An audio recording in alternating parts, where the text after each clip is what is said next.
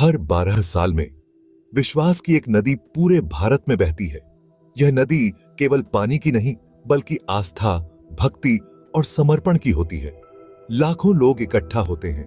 वे दूर दूर से आते हैं, अपने परिवारों के साथ, अपने दिलों में आस्था और उम्मीद लेकर वे कुंभ मेले में आते हैं। यह एक ऐसा समय होता है जब हर कोई अपने सारे दुख दर्द भूलकर केवल भक्ति में लीन हो जाता है।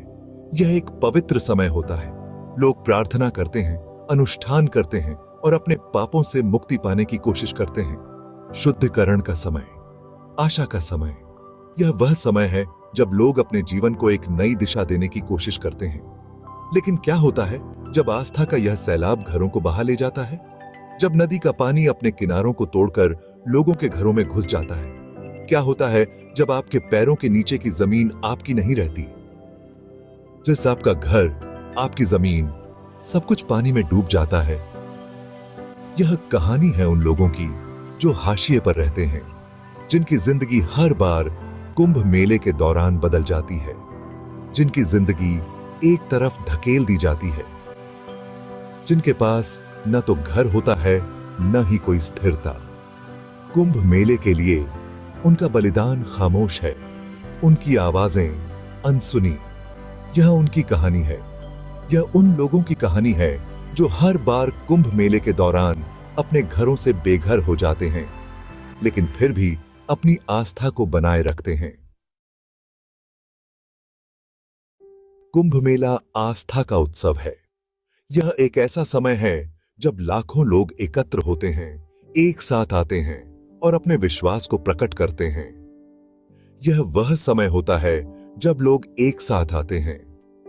वे अपने परिवारों और दोस्तों के साथ यात्रा करते हैं, लंबी दूरी तय करते हैं, केवल इस पवित्र नदी में स्नान करने के लिए, अपने पापों को धोने के लिए। यह एक ऐसा क्षण होता है जब वे अपने जीवन को शुद्ध करने का प्रयास करते हैं, अपने पापों से मुक्ति पाने का, नई शुरुआत करने के लिए। वे प्रार्थना करते हैं, अनुष्ठान करते हैं और एक नई शुरुआत की उम्मीद करते हैं। लेकिन कुछ के लिए यह नुकसान का समय है, विस्थापन का। जब एक तरफ आस्था का उत्सव मनाया जा रहा होता है, दूसरी तरफ कुछ लोग अपने घरों से बेघर हो रहे होते हैं। उस घर से उजड़ने का जिसे उन्होंने कभी अपना जाता जाना था।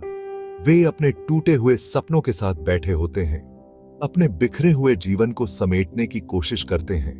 विकास के नाम पर घरों को तोड़ा जा रहा है। यह एक विडंबना है कि जहां एक तरफ आस्था और विश्वास का उत्सव हो रहा है, वहीं दूसरी तरफ लोगों के घरों को तोड़ा जा रहा है।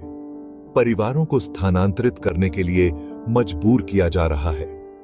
वे अपने सामान को समेटते हैं, अपने घरों को छोड़ते हैं और एक अनिश्चित भविष्य की ओर बढ़ते हैं। उनकी जमीन छीन ली जाती है। वे अपने अधिकारों के लिए लड़ते हैं, विरोध करते हैं, लेकिन उनकी आवाजें अक्सर अनसुनी रह जाती हैं। उनकी आजीविका नष्ट हो जाती है। वे अपने व्यवसायों को खो देते हैं, अपने परिवारों को पालने के साधनों को खो देते हैं, सब आस्था के नाम पर। यह एक दुखद सच्चाई है कि आस्था और विकास के नाम पर कितने लोग अपने घरों और आजीविका से हाथ धो बैठते हैं, सब तरक्की के नाम पर। यह एक ऐसा संघर्ष है जो आस्था, विकास और मानवता के बीच संतुलन बनाने की कोशिश करता है। मिलिए शांति देवी से।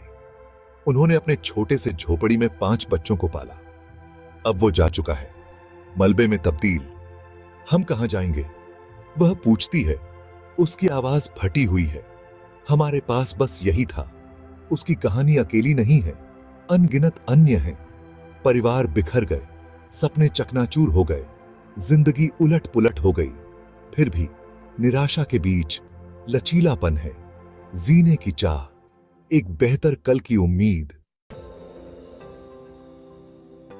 सालों तक वे चुपचाप पीड़ित रहे। उन्होंने अपने घरों को नष्ट होते देखा। उनका जीवन उजड़ गया, लेकिन कुछ बदल गया है। दीन अपनी आवाज उठा रहे हैं। वे उठ रहे हैं, न्याय की मांग कर रहे हैं। वे संगठित हो रहे हैं, वे विरोध कर रहे हैं। वे कह रहे हैं, बहुत हो गया, वे अपने अधिकारों की मांग कर रहे हैं। घर का अधिकार, सम्मान से जीने का अधिकार। Section 5. The walls close in. The administration's response. सरकार विकास का वादा करती है, वे प्रगति का वादा करते हैं, वे एक भव्य कुंभ मेले का वादा करते हैं, लेकिन लोगों का क्या? उनके वादों का क्या? प्रशासन बहरा बन गया है। वे विरोध प्रदर्शनों को खारिज करते हैं, वे विस्थापितों को उपद्रवी बताते हैं, वे बलपूर्वक असंतोष को दबाते हैं। दीवारें बंद हो रही हैं। Section 6. Between the hammer and the lathi, the face of authority. आधी रात को पुलिस आती है। वे लाठियां और आंसू गैस लेकर आते हैं। वे बेदखल करने आते हैं, डराने धमकाने के लिए, चुप कराने के लिए। वे सत्ता का चेहरा हैं। महिलाओं को पीटा जाता है, बच्चों को आतंकित किया जाता है, घरों को नष्ट कर दिया जाता है। यही प्रगति की कीमत है, यही आस्था की कीमत है। Section 7. The scars remain. Life after displacement. Kumbh Mela आता है और चला जाता है। भीड़ गायब हो जाती है, तंबू उतार दिए जाते हैं, लेकिन निशान बाकी रह जाते हैं। विस्थापित अपने जीवन के पुनर्निर्माण के लिए छोड़ दिए जाते हैं। वे अस्थायी आश्रयों में रहते हैं, वे गुजारा करने के लिए संघर्ष करते हैं। उन्हें भुला दिया जाता है, उनकी आवाजें खामोश, उनकी कहानियां अनकही। Section 8. A bridge over troubled waters. Seeking solutions. एक बेहतर तरीका है, एक ऐसा तरीका जो सभी के अधिकारों का सम्मान करे, एक ऐसा तरीका जिसमें हाशिए पर रहने वालों को शामिल किया जाए, एक ऐसा तरीका जो दीवारें नहीं पुल बनाए। हमें समाधान खोजने की जरूरत है, ऐसे समाधान जो विस्थापितों को आवाज प्रदान करें, ऐसे समाधान जो उनके नुकसान के लिए मुआवजे की पेशकश करें, ऐसे समाधान जो उन्हें निर्णय लेने की प्रक्रिया में आवाज दें। Section 9. Our shared humanity. A call to action. In these challenging times, we are reminded of the power of unity and the strength that comes from standing together. हम चुप नहीं रह सकते, हम अन्याय के गवाह नहीं बन सकते। हमें अपनी आवाज उठानी चाहिए, हमें अपने बीच सबसे कमजोर लोगों के लिए बेहतर की मांग करनी चाहिए। कुंभ मेला चिंतन का समय है, नवीनीकरण का समय।